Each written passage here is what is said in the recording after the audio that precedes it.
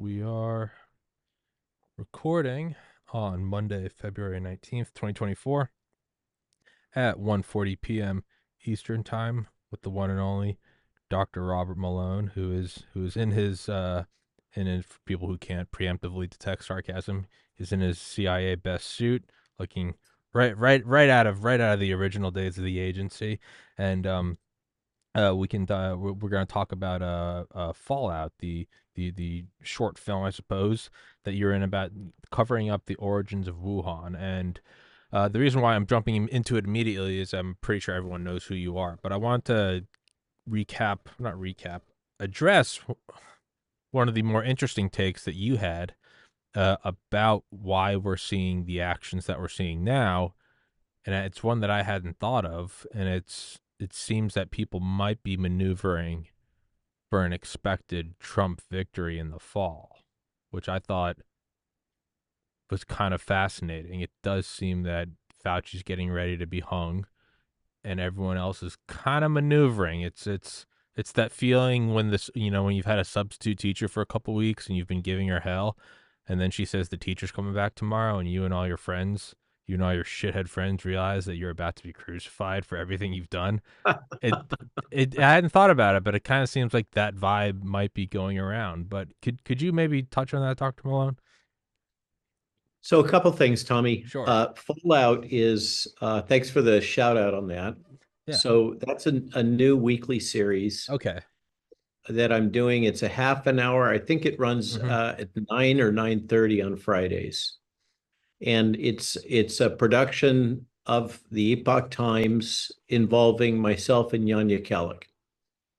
And in that series, we're exploring a number of things, health and wellness being one of them, homesteading, life on the farm, but as always, truth bombs, and in particular, issues relating to our government, corruption, the corona crisis, ongoing national politics. And so what you're referring to is one of, I think it's now three or four segments we've shot. There's a number that are in the can, and I'm not supposed to talk about the future ones. That's just terms of my agreement. All right. But you're talking about a recent one in which I spoke about both Michael Callahan and Bob Cadlick. And in particular, you're talking about uh, Bob Cadlick's uh,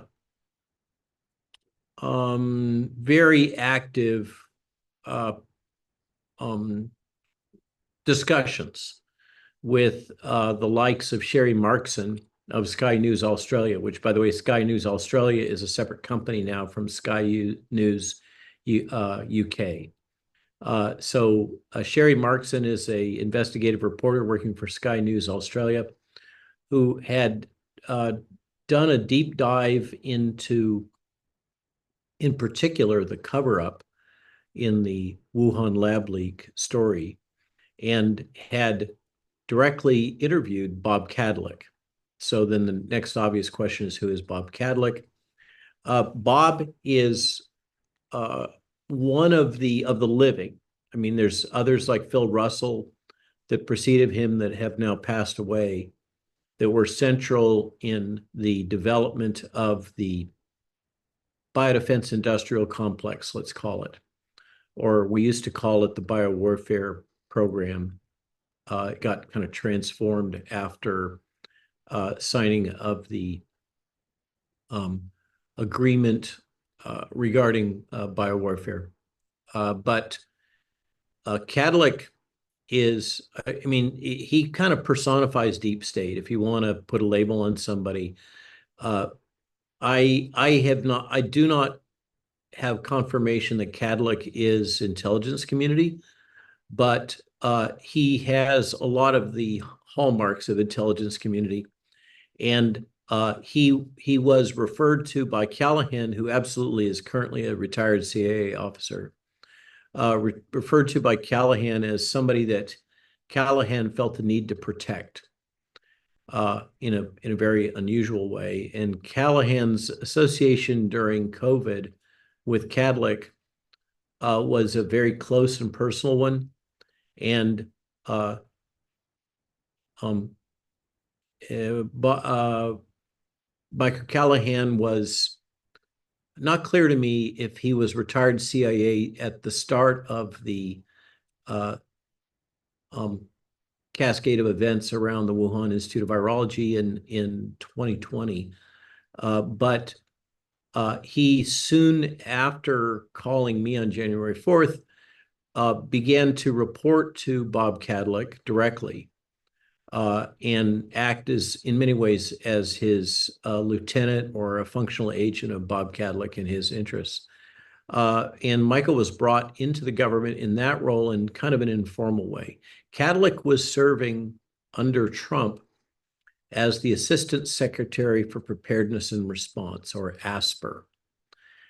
He took over that position from Nikki Lurie, who during the Obama administration had been appointed, and subsequently Nikki has become one of the primary advisors to CEPI in Europe, which is a BARDA-like entity set up to support World Health, which receives significant money from the US and from the Bill and Melinda Gates Foundation and from the government of Norway.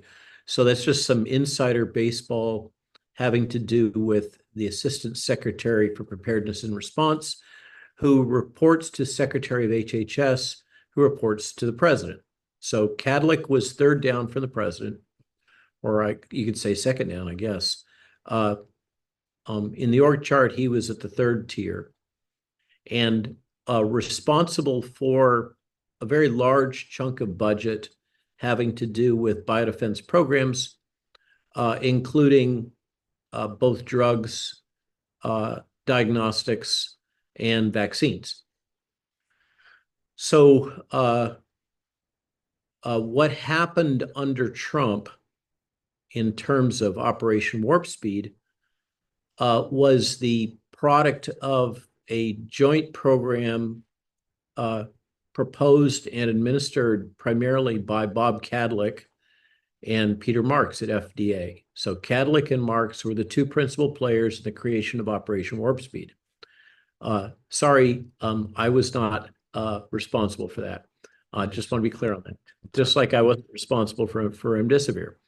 But Kadlec was at the center of it. And clearly, I think in retrospect, we can all agree that mistakes were made.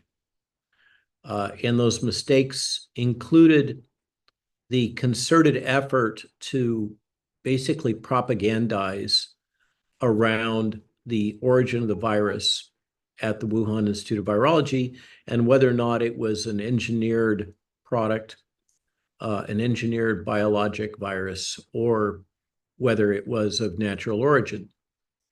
And Kadlec has now admitted on tape to Sherry Markson as part of a number of things that he's doing in DC right now, testifying, communicating surreptitiously. I think he's got a book coming out in which, or a report, I guess it's a report. He's got another report coming out in which he is acknowledging his role in developing the propaganda that this was a natural origin virus.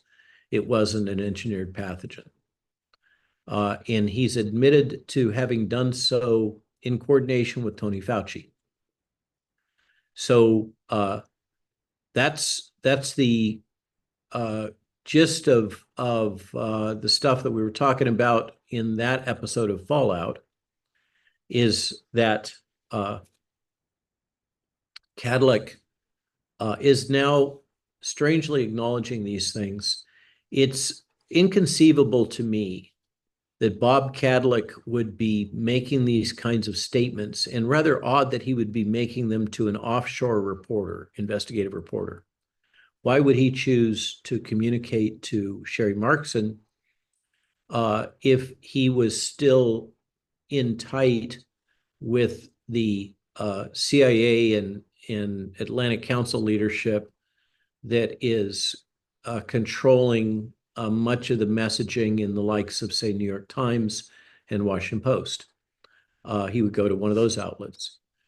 He has previously published or been deeply reported on by Catherine Eben of Vanity Fair, who, together with ProPublica, published a lengthy expose article focused around Cadlick and a Senate minority report that he was instrumental in engineering that spoke about the origins of the virus, but at that time of 6 to 9 months ago, did not disclose that um,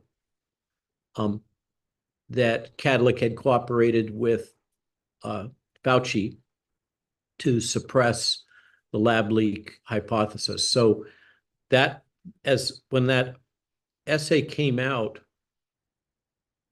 a number of folks criticized it. I think I was the only one that really pointed out that it had all the hallmarks of a limited hangout. And now I think time has validated that perspective in that he wasn't full, open, and transparent in what he shared with the Senate in that committee report, nor what he shared with Eben. And for some reason now he's feeling the need to go on some sort of a DC tour, talking to a variety of sources about his point of view on what transpired around Operation Warp Speed and the suppression of information and the propagandizing relating to the lab leak hypothesis. And it's difficult to understand why he would be doing that at this time. He has under Biden administration, he's been locked out of power, and he his fingerprints, as I mentioned, he is one of the two principal authors, architects of Operation Warp Speed. So right now, I can tell you for sure that there's very active vetting through a number of official and unofficial sources of potential candidates for a Trump administration. Mm. So that was, in consulting with some of my sources who are deep DC insiders, but on our side of the fence, you consider them kind of white hat investigative people. Our sense is that Bob Cadlick is busy spinning and positioning himself in hopes of another Trump administration. And I know that the former Secretary of HHS is also being vetted. So there seems to be at least some move towards recreating some of the leadership at HHS that existed in the prior Trump administration. So that's the basis for the thesis. And there's a lot more going on about the lab leak hypothesis, some really remarkably detailed information now that's come out consequent to a Freedom of Information Act from a group called Right to Know that has obtained additional copies, like basically drafts of the diffuse proposal, diffuse being the proposal that this is for funding, a funding proposal submitted to Defense Advanced Research Projects Agency, which, depending on how you see things, is either DoD or CIA. They are the ones responsible for the SR-71 and the internet, among many other things. And they had put out a solicitation for a program called Predict that was intended to capture wild viruses and analyze a variety of wild viruses believed to be at higher risk for generating a highly lethal pandemic, and characterizing those viruses for their pandemic potential. or their ability to jump, I think was the way it was phrased, referring to jumping species. And so this solicitation by DARPA resulted in a number of proposals from the various groups that go around doing virus hunting, and a proposal, independent proposal from a group called EcoHealth Alliance that you've heard about with Daszak and Barrick, and also UC Davis and the Wuhan Institute of Virology. And so that was the diffuse proposal, that's what they called it, that went into lengthy detail about how one might engineer, none of the other, just to provide context, none of the other proposals to this project proposed gain of function research. They were all basically virus hunting, so deepest, darkest Africa, collecting bats and mice and whatever the hell, and then identifying viruses circulating in those critters, isolating those viruses, bringing them back, and looking at, in various ways, examining their potential to jump from their natural host into humans. But EcoHealth Alliance took a very different approach, and EcoHealth Alliance proposed a very specific set of modifications on a SARS-like virus that was available at the Wuhan Institute of Virology, which has the greatest collection in the world of SARS-like viruses, and specifically proposed engineering a furin cleavage site into the S1, S2 boundary. This is a genetic identification of different segments of the RNA genome, that code for different proteins. And this is kind of a non-protein coding sequence, or it's it's unclear what its function is at the S1, S2 boundary. And this group, in their diffuse proposal, suggested that they would engineer in a furin cleavage site into this S1, S2 domain junction in this sarbecovirus, which is this subcategory of coronaviruses, and had very detailed directions for how they would do that, down to the level of the lay term is molecular scissors. I would call them restriction endonucleases that would be used in order to do this recombinant DNA work. So this is called reverse genetics, where you can build a virus from scratch, basically, from a computer sequence that then gets sent off to laboratories that synthesize DNA and then get reassembled. And in this diffuse proposal, Daszak, Shizhen Li, investigators from UC Davis proposed, and the Wuhan Institute of Virology and EcoHealth Alliance proposed a kind of a modular or cassette-based way to build this proposed virus. And in the way they proposed to do it was they would build 6 different modules by making some discrete mutations, what are called silent mutations, that would change the sequence of the virus without changing the proteins that it would encode, that would engineer in restriction sites or molecular scissor targets to allow you to clip this virus into 6 segments, and then as DNA easily reassemble that and then use that to make RNA, and from the RNA you can make the virus. So it just so happens that the sequence of SARS-CoV-2 has the furin cleavage site at precisely the place that Barrick and Shizhen Li proposed that it would be, and also happens to have these specific restriction sites, which are not normally found in its related virus, that would logically be able to be used to break up that into 6 different cassettes that could then be reassembled. In other words, the diffuse proposal provides the roadmap, the specific roadmap for how to build SARS-CoV-2 at the molecular level using reverse genetics. And it also has, in these earlier drafts that were obtained through Freedom of Information Act, wherein there are notes placed, like editorial comments that such as you can put in with Word by Daszak, among other things, speaking about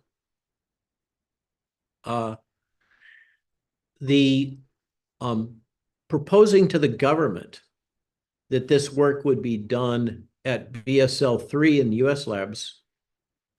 But then there's notes saying directly in this earlier draft that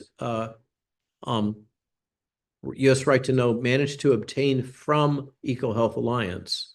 Okay, so these are basically akin to legal discovery documents directly from the company, not from the government, in which there are notes to the effect that, well, we're going to propose to the government that we're going to do it at biosafety level 3, which is biosafety level 4 is the moon suits, the highest level. Arguably, this should have all been done at BSL-4, but as you know, we can see in retrospect. But noting that the real intention was to get Wuhan Institute of Virology to do this work at BSL-2, which is functionally bench level, and save a bunch of money. So we're going to tell the govies that we're going to do the work here in North Carolina or wherever at this higher containment level. It's going to be more expensive, but we're actually going to take the money and save ourselves a buck that we can spend on something else, mahogany desks or whatever, and get it done on the cheap at Wuhan Institute of Virology at a lower biosafety level. So this is now pretty much, as far as I'm concerned, it is the smoking gun. You have a specific description of how to engineer the virus. The people that are proposing to do it are at the site where the virus entered the human population. They had control of the largest collection of these types of viruses in the world. And they proposed a series of modifications which happened to precisely align with the modifications that are known to be present in the virus. So I think that I'm comfortable saying that we now can agree that the data are in and that this is not a natural origin virus. There's other related information that further underscore this point. If it had so there are no bats around Wuhan. Wuhan is the industrial center, one of the key industrial centers of China. You're a racist and spreading misinformation. So there's no bats right around Wuhan. And so the thesis was that this was a imported bat from a region in China that does have these types of bats. And originally it was proposed that these bats had been imported into the Wuhan seafood market to use in bat soup. That was more propaganda. And if this had been a SARS-CoV-2-like virus with a highly developed ability to jump from its host into humans, then what you would have normally seen is a trail of this kind of transmission event, rare transmission event, along the transportation corridor between the source of these bats and Wuhan. So you would have seen little tiny outbreaks as these animals are transitioning from their natural habitat towards Wuhan. And there's no evidence of any of that. All the original sources, including now there's been more sophisticated analysis of the sequences early on and the kind of distribution of index cases, They all cluster around the Wuhan Institute of Virology, not around the Wuhan seafood market. And there's no evidence of preceding transmission events in China mainland along the transportation lines. So the natural origin theory just does not hold water. In any way, it doesn't have the data. There are no hallmarks in the data consistent with natural origin. The data is now available. And we have this smoking gun document that specifically lays out this is what we would do and this is how we were going to do it. And famously, the original diffuse proposal as submitted to the PREDICT program was still archived on a DARPA server. And if you roll back in your memory, seems like 2 years ago, but I could have that wrong. Project Veritas, in one of their early COVID disclosures, remember this is James O'Keefe's old company that they ran him out of. Project Veritas had disclosed the existence of this proposal, diffuse, consequent to apparently an Army major, as I recall, who was detailed to DARPA, somehow got a heads up that this proposal was sitting on the DARPA servers and captured the proposal. It's a non-classified server.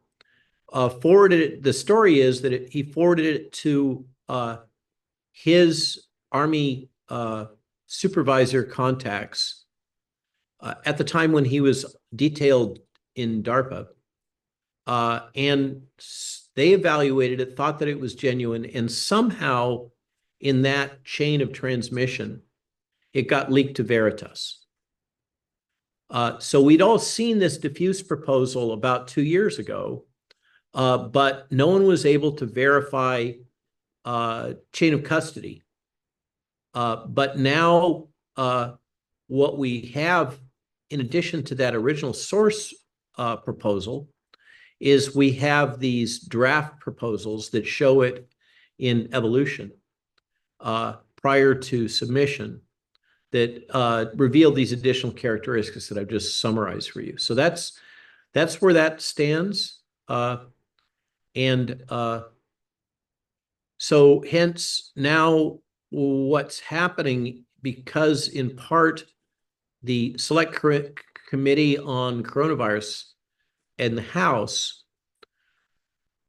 which has been unwilling to ask any questions about the vaccine, but quite willing to dive into viral origins, I think in part because of Tony Fauci's challenging Rand Paul and ridiculing him when Rand Paul accused him of funding gain-of-function research. And Rand Paul sits on the committee together with Marjorie Taylor Greene and some others who are willing to ask the hard questions. But the committee has been willing to ask the hard questions about the viral origins.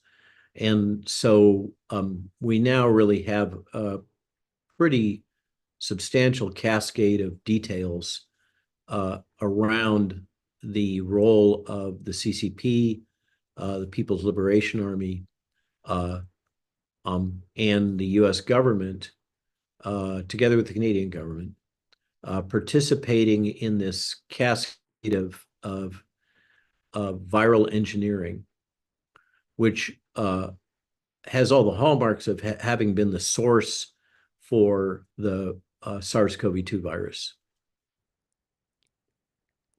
Is there a date of origin that I've missed on the diffuse proposal or program? It's 20. So Project PREDICT is the Veritas was program. 2022. Okay. Yeah, so the PREDICT was the program. Diffuse was submitted in 2017. Okay. And the others were funded in 2018. Diffuse was rejected because of risk. So whoever that DARPA program officer was in the review committee gets a gold star in perpetuity for that one. But resubmitted in a slightly different form to Tony Fauci and NIAID. Tony Fauci's defense on that now has come down to, well, yes, I sign off on all awards, but I don't necessarily read them all. And so I signed off on this one, but I wasn't really aware that it was proposing to do gain of function research. So that's Fauci's current limited hangout, for what it's worth. I'm just trying to, I'm trying to strike my own middle ground with unraveling what's happened over the last 4 years, but also, the game is continuing. It's not like Absolutely. it's not like humanity just stopped and now we're doing a post-op when we're looking back at it. It's like you got to study what happened, to JFK to have an understanding of what they're willing to do in the future, if you want to take that as an example. So looking at diffuse, the only reason I bring that up is what is regardless of funding or whatever, but it's evidence that that's exactly what they're going to do. They're going to propose how it was going to happen, how it was going to be modeled, where it was going to be cleaved, where it was going to be put back together and synthesized and transcribed and whatever. The only reason I'm bringing that up is because of I mean, it really is deja vu with like disease X. What is the just like really zoomed out 60,000 foot view? Not that you have the answer, but what is the purpose to I guess not projecting, but broadcasting what they're going to do next? What is it? Demoralization? Is it so we look back at it and we go, Oh, "Oh, they were talking." so yeah, Yeah, so disease X. So you're asking why the propaganda around disease X. and how that relates to something like diffuse. So we look back Okay, 4 years so later in 2024 and go, "They were talking about it." So what are we going to be looking back at in 2028? And why do they do it? Is it demoralization? I don't think so. I think a large part of it is hubris. Okay. Uh, um, but as I often observe, it's almost impossible to differentiate between nefarious intent And or bad incompetence. actors and incompetence. In terms of disease X, that propaganda campaign is clearly all about the international health regulation negotiations that are ongoing behind closed doors and the new WHO pandemic treaty, in which WHO is basically doing a major power grab as well as a financial grab from the more developed countries. And so disease X is being weaponized as a placeholder with some very odd specificity, 20 times more lethal than COVID, as part of a propaganda campaign to convince global governments that need convincing that they should get behind this power grab. So that's that. The Diffuse project, there's a couple other things I didn't mention that go back to my roots, strangely. I'm shocked to learn that UC Davis was central in this. And one of the emails obtained from Barrick is a direction to the investigators at UC Davis to delete their computer files relating to this group of viruses. And the speculation is that, and which they did. Okay, so it wasn't just, we all hear that the Wuhan Institute of Virology scrubbed the data after the People's Liberation Army came in. What we don't hear about is the same thing happened here stateside at UC Davis.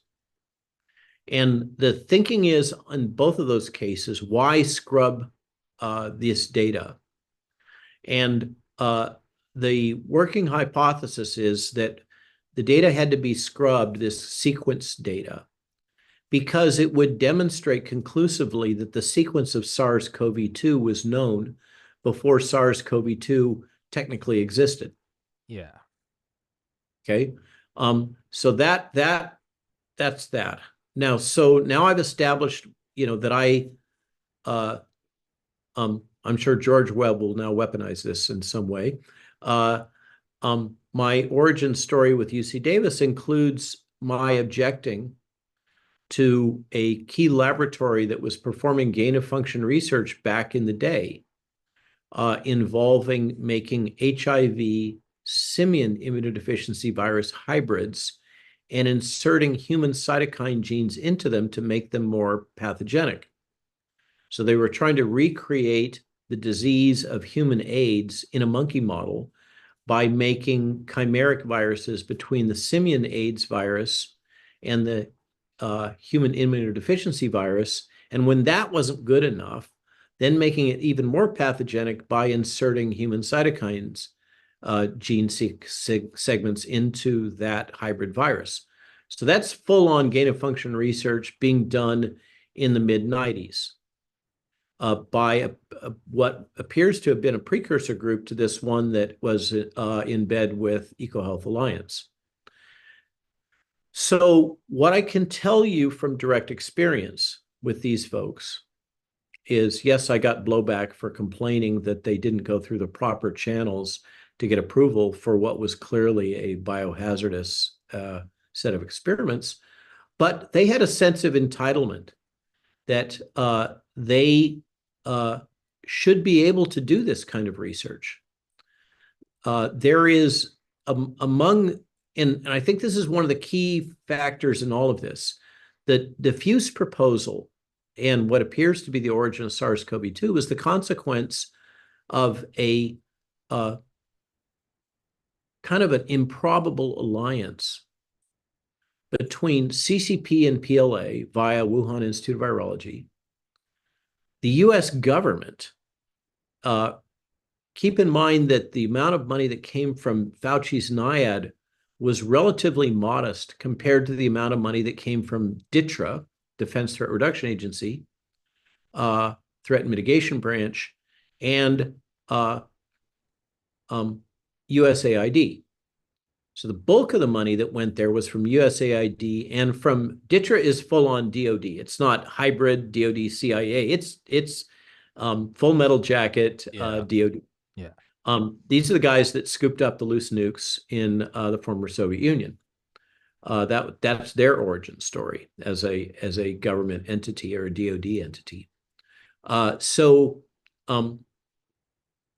we have this bizarre, improbable alliance between CCP/PLA and the Wuhan Institute of Virology. These DoD-based U.S. government entities and this loose consortium of high-profile academics that feel entitled by virtue of their brilliance and capabilities to do this kind of work with relatively modest, if any, supervision. And I think to a large extent, there's so many people that want to explain this as an intentional biowarfare agent deployed on the world to support a depopulation agenda. And I, for one, can't reject that hypothesis. I don't have the documentation to reject it, but I also don't have the documentation to really support it. So it has to be sitting out there as a possible explanation. But if you apply Occam's razor, which I'm sure you're very familiar with, the least complicated explanation is the most likely one. I think that what we have here can be readily explained as the consequences of number one, the CIA human asset assassinations that happened in China because there was a mole. Mm-hmm. And the intelligence community lost its human intelligence capabilities relating to Chinese biowarfare programs, remembering that anything that's done at a place like WIV, or frankly, any Chinese academic organization, or by Chinese academics based in the United States, is intimately integrated into CCP and PLA Mm-hmm. um, uh, organization and information streams. Uh, so I've had four different sources assert to me that in various ways with various versions of explanation that this funding cooperative and technology transfer cooperative between largely DoD and WIV, Wuhan Institute of Virology, through EcoHealth Alliance, uh, was in part about U.S. intelligence community seeking some channel to gain information or intelligence about relating to biowarfare ongoing within CCP and the PLA. So this appears to have been justified as a necessary evil. Um, the implication is that there's a degree of naivete about the nature of the CCP that is quite concerning. Or the people that were backing this were uh, obfuscating the real reason for their engaging in this, uh, which we may not know, uh, um, or may not be knowable. But something's rotten in Denmark. Bad decisions were made, uh, and the work product that we call SARS-CoV-2 that entered the human population either by intention or unintentionally. I can't sort that out either. Uh, was the product of directed intentional human engineering of a virus. And I'm very comfortable with that position right now. There is a new wave of propaganda coming out right now that is pushing back against that and reasserting that this was natural origin. But it's just it seems to be um, uh, mm, uh, relying on shop worn explanations while ignoring this new flood of data and information. But there is absolutely a propaganda backlash going on right now. Hmm. I think it's not that you asked, but I think we're still holding the whether or not it was intentional. Again, yeah, you can't know that. I think we're still holding the evidence that it was China, and I don't think it was. I think it was probably us through China. But I think we're holding that as whether or not we want to kick off World War III. It seems it. I don't know. In hindsight, I just finished a book about like firepower from muskets through the A bomb, and it never ceases to amaze me that when you go through 1933 Germany up through 1945 Imperial Japan, how big of a stretch of time that is. It's 12 years, right? And it's so easy to look in hindsight and be like September 1st, 1939, the Blitzkrieg, and then August 9th, and we nuke Nagasaki, and the next day it's over. But that's 12 years, man. Like it's been 4 years since COVID came to the U.S. Imagine three times that. Like that's a big chunk of time. Yeah, And the point, case in point is when Hitler invaded Poland, they still referred to World War One as the Great War. No one called it right. World War One. It was the Great War because it was the big one. And it wasn't until afterwards that they said, "Oh, that was the first one, and then this was the second one," right? So I can't help but think that we're still maybe in. If you use the release of COVID as Hitler coming to power, then right now we're in 1937. We're still 2 years before shit really hits the fan in Poland. So did you watch the Tucker Carlson interview of Mike Benz? And Mike Pence, no. Okay, that is a must see. It will Okay. blow your mind. And given your fascination with military history, what he lays out, and there's also two interviews with Jan Jekielek for American Thought Leaders. Uh, Benz lays out uh, very succinctly in a little over an hour the arc of history from the inception of the CIA and Operation Mockingbird through to the present of the growth and development and justification of the censorship industrial complex Mm-hmm. and the role of the Aspen Institute and the Atlantic Council.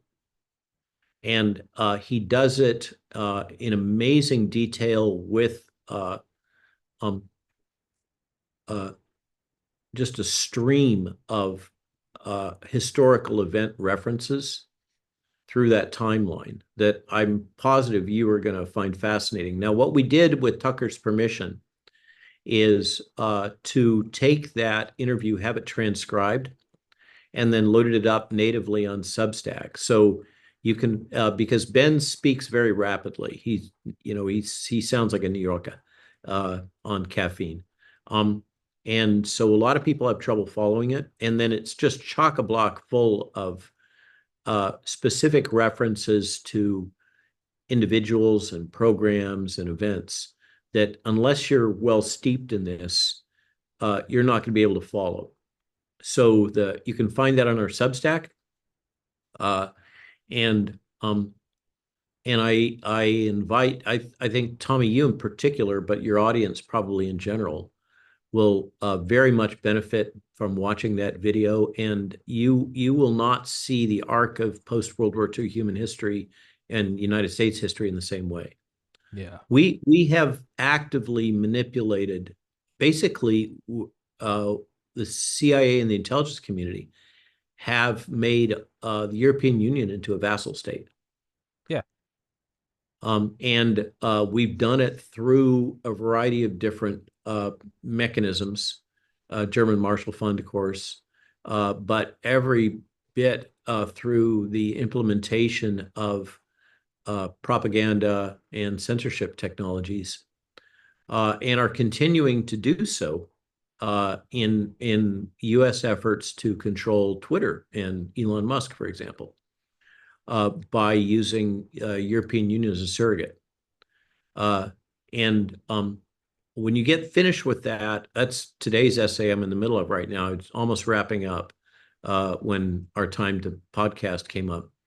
Uh, it, I, I have had this nagging sense in the back of my mind now for 6 to 9 months that we weren't the good guys.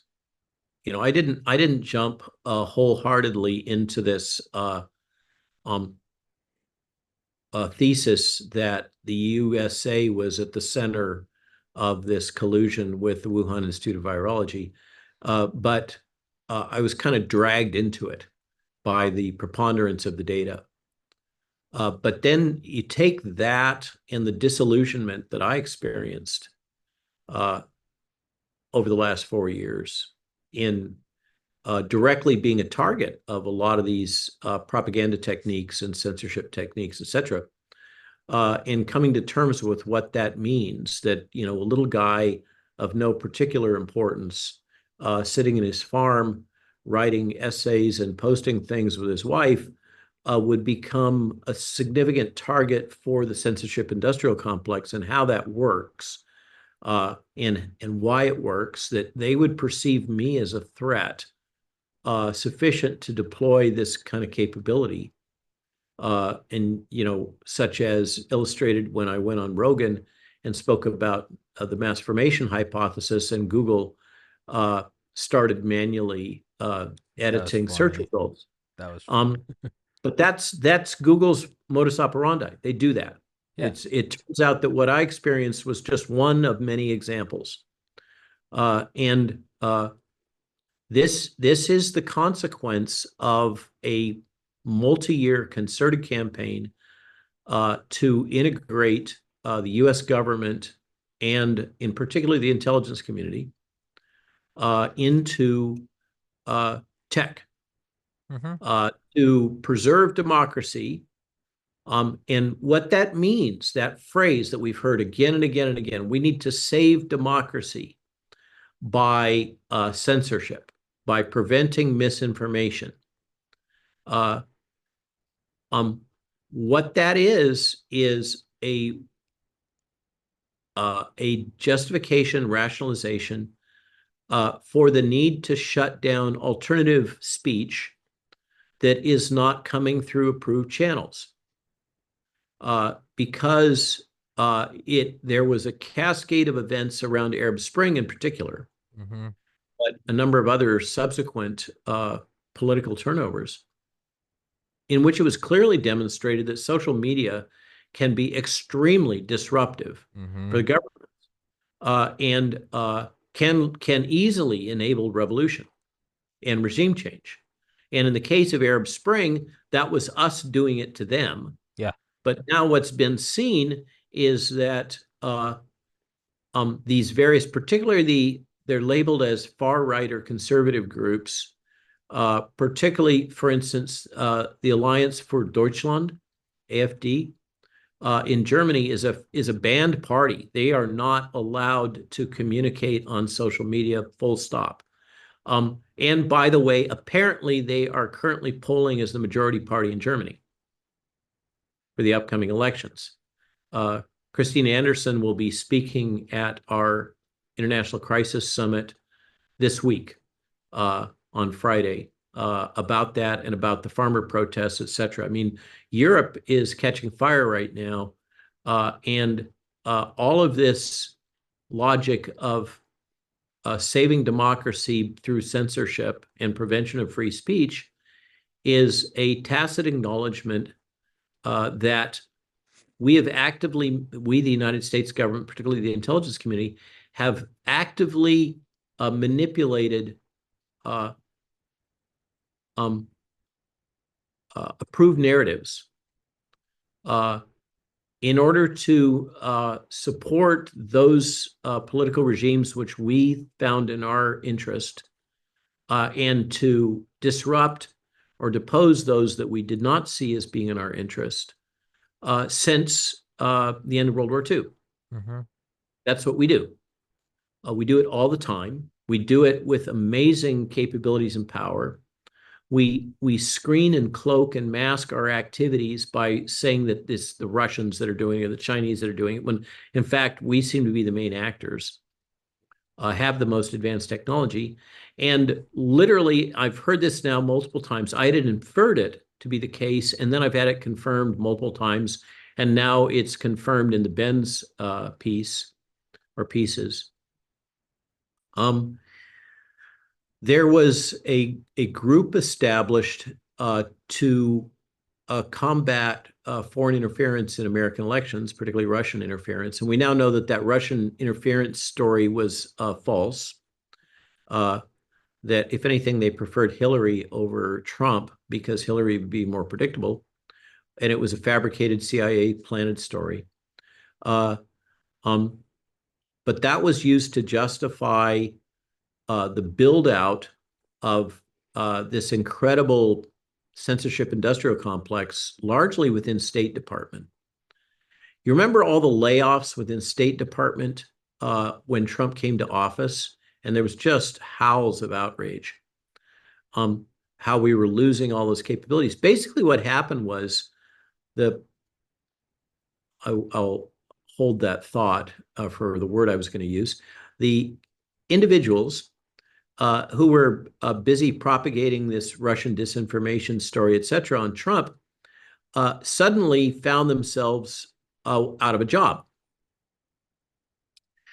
And so they basically went mercenary. And all of these capabilities that have been assembled within state to combat through censorship and disinformation campaigns, offshore internet-based activity, suddenly entered the private sector with a bone to pick for Trump and enormous capabilities and contacts.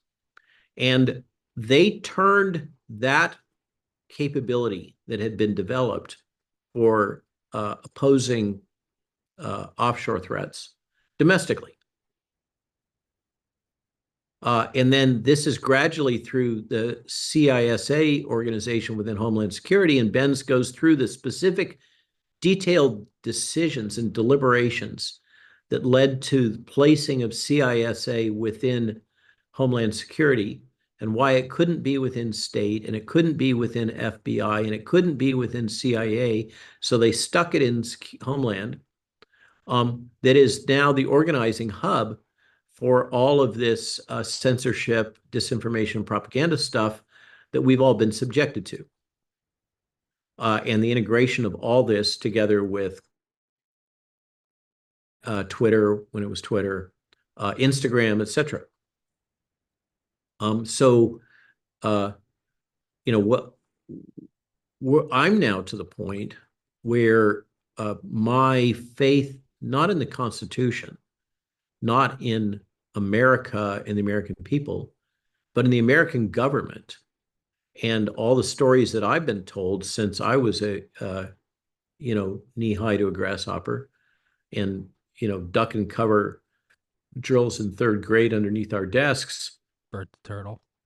That's all propaganda. Yeah.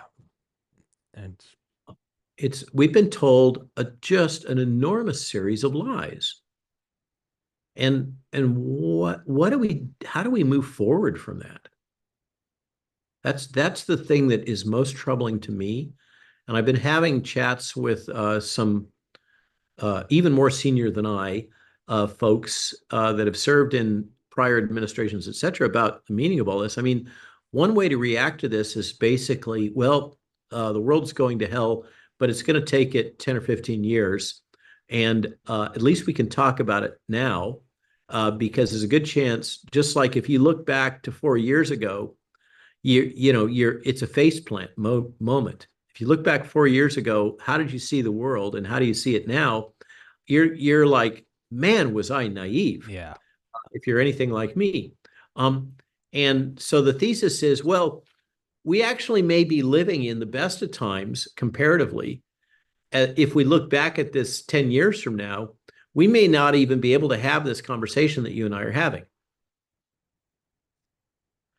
Well, I'm hedging my bets on that they'll kill me and I won't have to deal with it. I think I'm just enough of a threat that I might get whacked. And I'm okay with that cuz I don't want to live to see all that. But yeah, I think one thing to do, and it's very difficult, and is that slow dawning feeling that maybe we're not the good guys. But then you have to kind of weave through that and go, yeah, maybe we're not the good guys, but if you had all the information, if you had every clearance there was, and you could look at what's really going on in the world right now, I mean, you might flip again and then go, no, we're not the good guys, but we're the least worst guys. So that. That is precisely the argument that's made to support this. Oh, I know. Is that I'm aware.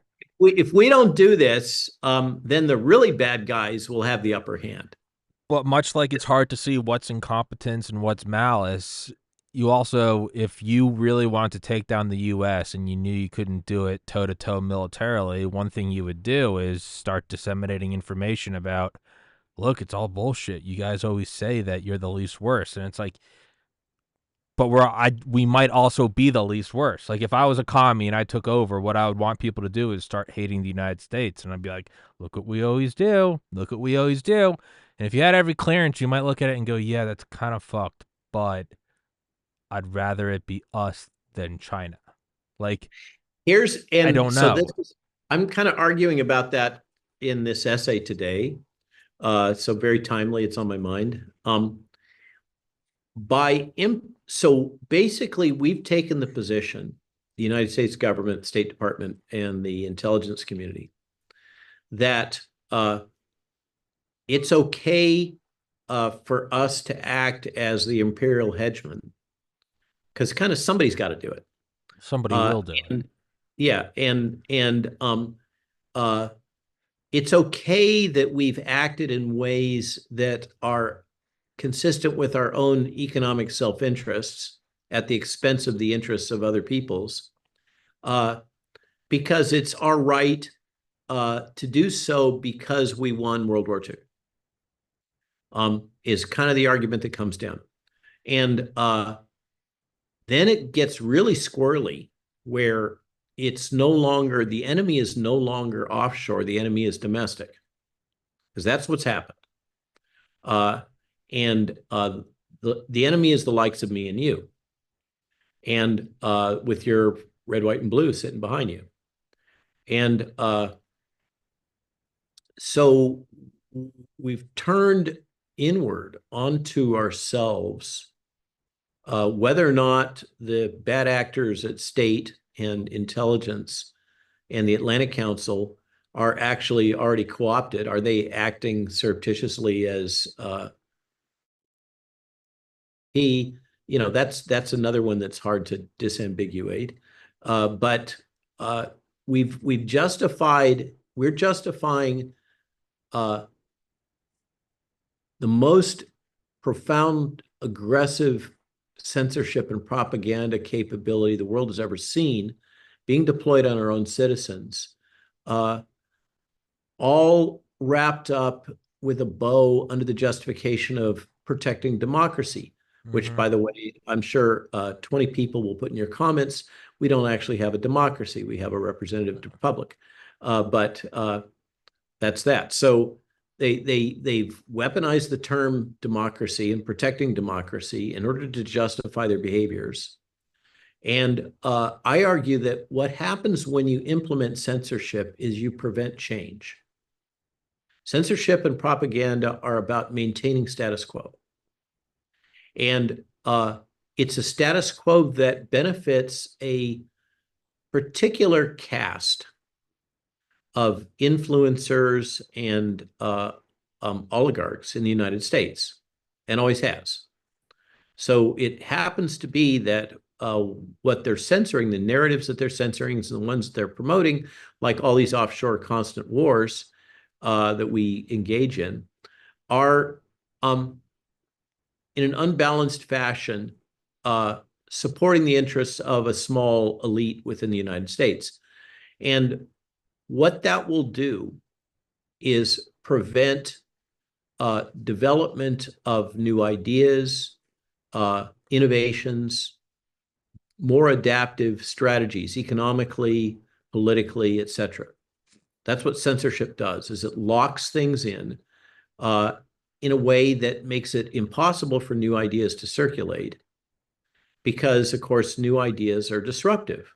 New ideas are fundamentally disruptive technology. And so if you're sitting on the top of the pyramid in whatever your technological solution space is, political, economic, or whatever, you don't want change. You want to maintain status quo. And so you're going to prevent the sharing of ideas and the development of ideas and the innovation. And what will happen is the discrepancy between the current solution set and an optimal solution set will get larger and larger over time. And what that will eventually lead to is a disruptive moment. The fancy word for that is revolution. And what happens in revolutions is that the dispossessed population that's revolting will grab onto some idea that may or may not be validated, may or may not actually work, like, say, communism. And they'll just say, things are so screwed up that this must be better. We're told that it's better. There's leaders that are, whether it's Lenin or Marx or whomever, there are leaders that are telling us that this is going to be a better system. It's going to lead us to nirvana.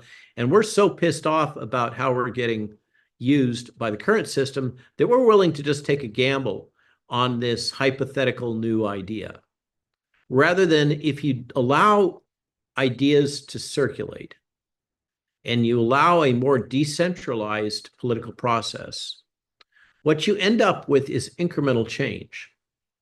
And you end up in a situation in which new ideas and solutions are being tested in the real world on a daily basis.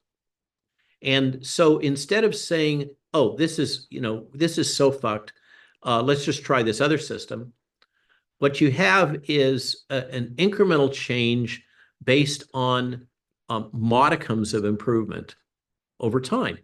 Mm-hmm. This is evolution. This is the time-tested way to improve things, to improve society. And I argue in my essay today, the big thing that discriminates between us and all other biologic beings that I know of, maybe those that reside in the um, whatever the latest acronym is for UFOs, UAPs. UAPs. Yeah, maybe they also. But in terms of the critters I know, we're the only ones that can kind of bypass evolution because of two things.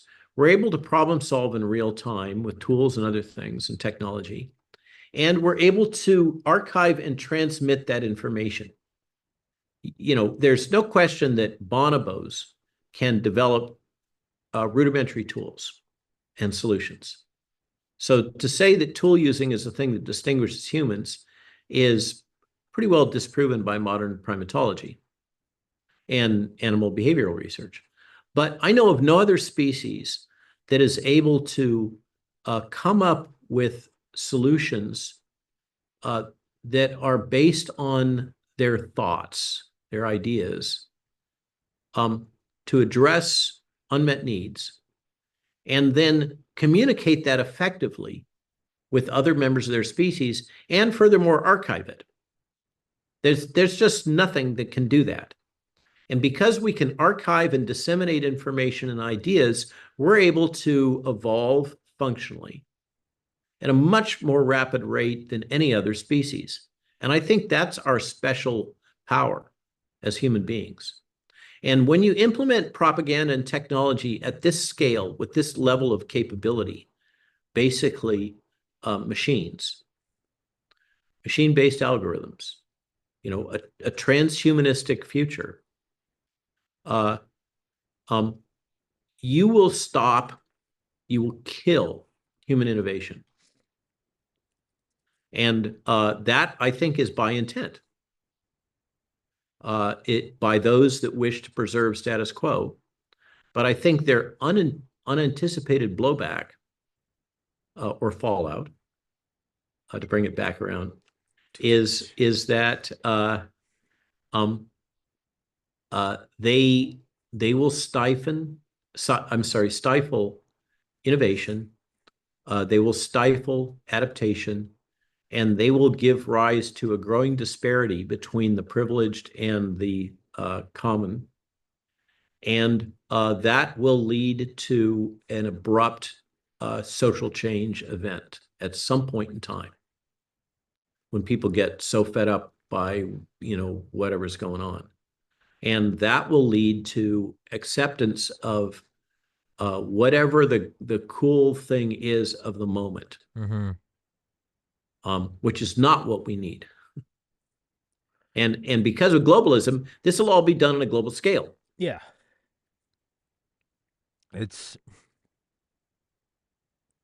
I don't know. I guess I try to look at things more and more. Sometimes I pretend that like I'm viewing the world, but I just mute it, like as if I'm deaf, and just watch it like you're an alien race just here watching right now. And in that case, it allows you to look at the war in Korea or the war in Vietnam. If you just muted it, forget all the rhetoric, the propaganda, the domino theory, whatever. What it really is the United States moving massive amounts of troops and war material closer to the Soviet Union. No different than Operation Chrome Dome. When I look at right now, just if you just muted everything and just looked at from 2020 through now, what would you view? What would be undeniable? Something you wouldn't need a security clearance to see. We can call it the Ukraine war and all of the EU kind of ponying up and doing more for NATO. But to me, I look at a bunch of countries that weren't creating war material now. I think the head of NATO got all the armaments and ammunition standardized like late last fall. You look at the amount of weapons being produced now, being sent over. You look at the amount of war games we're doing with India and Australia, right up to China. I think it was last year the UK Australian deal fell through, and we in the United States provided new nuclear submarines to Australia. And then even something like Starlink, just forget what it is. Just look at it. What is it in terms of primo real estate? It's the United States launching tens of thousands of U.S. controlled physical satellites into orbit. Yep. Low orbit. Yeah, I mean, I think DARPA called it a wicked problem. They said that the big thing of World War III will be like cascading problems in space, and whoever controls that will control the war. So if you just muted everything and just looked at just like if you could do like a time lapse for each month as a second, you'd see the United States and, as you said, the vassal states of the EU all creating war material, and a lot of it Ukraine, we call it Ukraine, call it Israel, call it Taiwan. Everything's getting closer to Russia and China. And then we're putting up a bunch of satellites that are just, they're nothing else. Don't blink twice. Elon Musk, who's also like the biggest sole contractor for the DoD, we're just putting a bunch of kinetic objects up in low Earth orbit. Man, I just muted everything and just said, I don't want to hear shit. Like, let me look at the security camera and just look at what's going on. Man, I'm looking at just a bunch of war material being physically moved closer to the borders of China and Russia. And all else is a very convenient, hot sidekick to the magician. And that's all I see right now. And that's horrifying. But that's Yeah. what it looks like is Yeah. a bunch of war material being moved very. I think someone pointed out in like my locals or Patreon how all the war games we're doing with India and Australia, they're different than the past in that we're not bringing back all of the stuff. Normally we'd Huh. send like an aircraft carrier over and bring, Right. a bunch of APCs and artillery and fighter jets, but now we're leaving them there. Like, oops, hey, we're just forgot. We'll get them next year, but these are all now in Australia. These are all now in India, in the Philippines. Don't think anything of it, but they're all here now. Everything else just kind of seems to be a very convenient sideshow. Biden, Trump, Obama, RFK. I'm not saying these aren't important issues, but in terms of like the real shit that matters, what the military industrial complex is doing, I I God. Tommy, completely agree that we're being fed a lot of bread and circuses Yeah. uh, to distract us from bigger things that are going on. And I applaud you for that focus. I wish more people would do that because it's so easy to get caught up in um, the storylines that are being fed to us as distractions. Uh, but maybe that's one of the greatest gifts that we've had over the last 4 years is at least a fraction of us are better able to perceive those things than Sure. see them before. Yeah. Yeah, and normally I try to end shows on a positive note. I don't really know that there is one. I hope I'm wrong. I very well could be again, Occam's razor. It might just be wrong. It might be incompetence. Who knows? But man, I hope this is all My deterrence. my friends that are chatting about this kind of stuff that I mentioned earlier are taking the position that well at least we have the luxury right now at this moment in time To talk about it.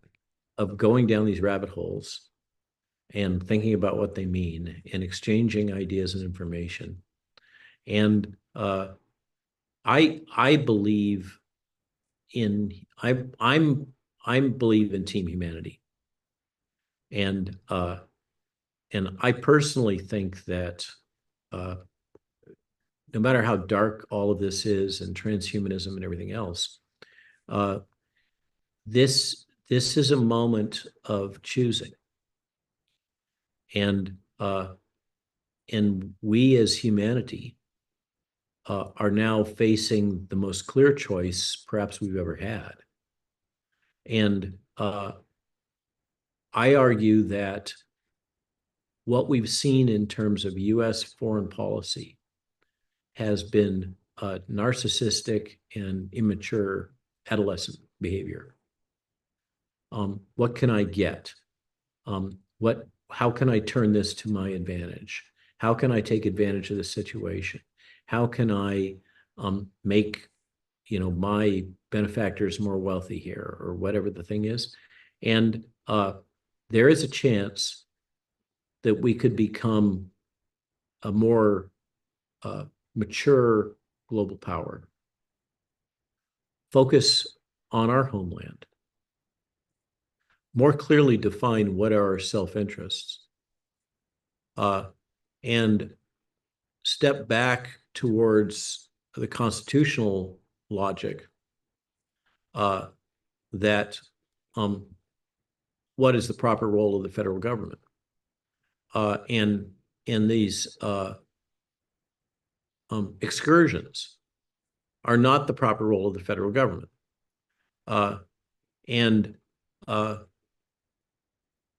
If Make America Great Again has been weaponized and demeaned as a movement, but the logic that we should focus on building a paradise in the area that we have, and allowing a more multilateral world. That's the counter argument for the one that we were talking about earlier of, if not us, then who? What if us were to grow up a little bit and say, we're going to take care of ourselves, our families, our own economy, all of these issues of our contaminated food supply, our corrupt government, the pharmaceutical industry, et cetera. Let's focus on these domestic issues. And let's focus on having a robust, muscular true defense capability, no longer a Department of War, but truly a Department of Defense in more than just name. And build America back better, make America great again. That could be a future. It's positioned as a selfish future. That's the way that's spun. That's very selfish to think that way. But I think that Africa would probably be better off if we would quit meddling, like forcing them into these bad deals with green energy. Just one example. So if the Alliance for Deutschland and the farmers' protests are really catching fire in Europe and might actually come to power in a significant way, that there might be turnover in the European Parliament,